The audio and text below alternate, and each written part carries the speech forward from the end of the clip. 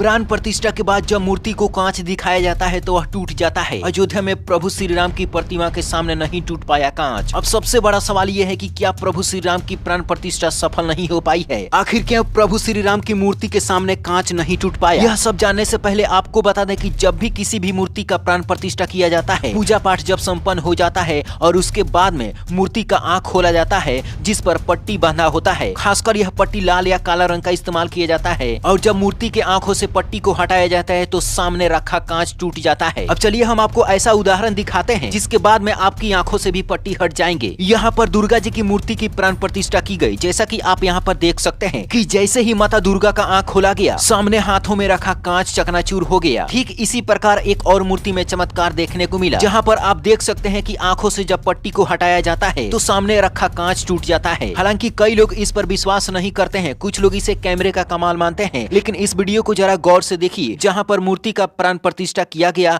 और जब मूर्ति के आंखों के सामने से पट्टी को हटाया गया तो वहां का कांच टूट जाता है। यहाँ पर कोई कैमरे का कमाल नहीं है, सब कुछ लाइव रिकॉर्ड हो रहा है। अब सबसे बड़ा सवाल यह है कि क्या प्रभु श्री राम के सामने जो कांच दिखाया गया वह टूटा कि नहीं? क्या प्रभु श्री राम की प्राण प्रतिष्ठा सफल हो पाई है कि नहीं हो पाई है, ये पूरा जग जानना चाहता है। तो आपको बता दें कि जितना भी आपने यह मूर्ति देखा सब जमीन पर स्थापित की गई है, जो इंसान आसानी से मूर्ति के सामने कांच लेकर खड़े हो सकते हैं। लेकिन अयोध्या में जो प्रभु श्री राम की मंदिर को बनाया गया है वह काफी ऊंचाई पर बनाया गया है और राम जी की मूर्ति को भी काफी ऊंचाई पर स्थापित की गई है। जब प्राण प्रतिष्ठा हो रहा था वहां पर लाखों लोग मौजूद थे, प्रभु श्री राम की उस चमत्कार को देखना चाहते थे जो सदियों से लोग इंतजार कर रहे थे। प्रधानमंत्री मोदी ने भगवान प्रभु श्री राम की साष्टांग प्रणाम किया, क्षमा याचना किया और इस शुभ घड़ी का वह साक्षी बने। कई सारे लोग झूम रहे थे, गा रहे थे, नाच रहे थे, तो कई लोगों की आंखों में आंसू भी थे, क्योंकि जब प्रभु श्री राम की प्राण प्रतिष्ठा हो रही थी तो उस पल को लोग याद कर रहे थे जिस पल को लोग बरसों से इंतजार कर रहे थे। 5 दशकों के बाद यह शुभ घड़ी आई है और उसके बाद में प्रभु श्री राम आज अयोध्या के राम मंदिर में विराजमान हमेशा हमेशा के लिए हो चुके हैं। अब आपको बता दें कि जो प्रभु श्री राम की मूर्ति बनी है एक आम इंसान की ऊंचाई से काफी ऊपर स्थापित की गई है। ऐसा दावा किया जा रहा है कि प्रभु श्री राम को भी आंखों के सामने पट्टी बांधा गया था और पट्टी खोलते समय कांच भी दिखाया जाना था, लेकिन मूर्ति की हाइट बहुत अधिक थी, उसके सामने कांच को रखना असंभव था, क्योंकि जब भी कांच को रखा जाता है मूर्ति के बिल्कुल समीप रखा जाता है, आंखों के सामने रखा जाता है। और ऐसा माना जाता है कि मिट्टी या पत्थर की मूर्ति में